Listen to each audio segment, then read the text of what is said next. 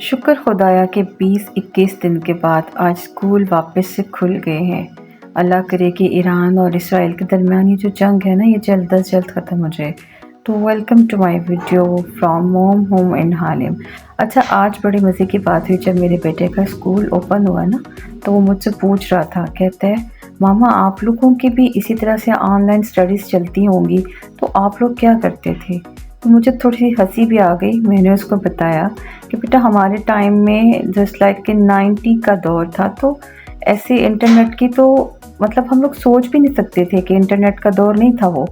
तब तो हम लोगों को लाइव क्लास में जाना पड़ता था, और जैसे मैं आजकल देखती हूँ कि ऑनलाइन क्लास में बच्चे इतना फ्रैंक होते हैं टीचर्स के साथ, और टीचर्स को भी सैल्यूट है कि वो इतनी सरखपाई के साथ साथ बच्चों को ऑनलाइन पढ़ा रही होती हैं।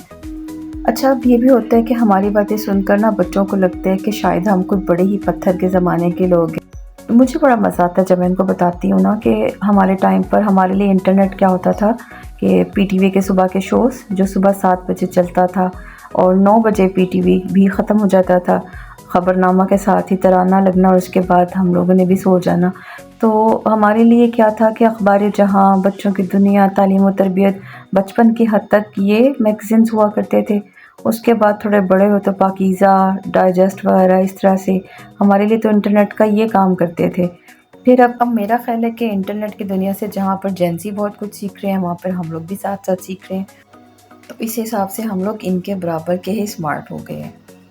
तो बहुत सी ऐसी चीज़ें हैं जो हमारे बच्चों को नहीं मालूम, उनको बताने के लिए हम हैं, और बहुत सी चीज़ें जो हमें जानना है उन हमें बताने के लिए आजकल चैट जीपीटी है, गूगल। बस सीखते और सिखाने की इस अमल को कभी रुकना नहीं चाहिए कि ज़िंदगी हर कदम सीखने का नाम है। अल्लाह ताला हम सबको अपने हिफ्ज़ अमान में रखे, हमारे बच्चों की ज़िंदगियों में खैर और बरकत डाले।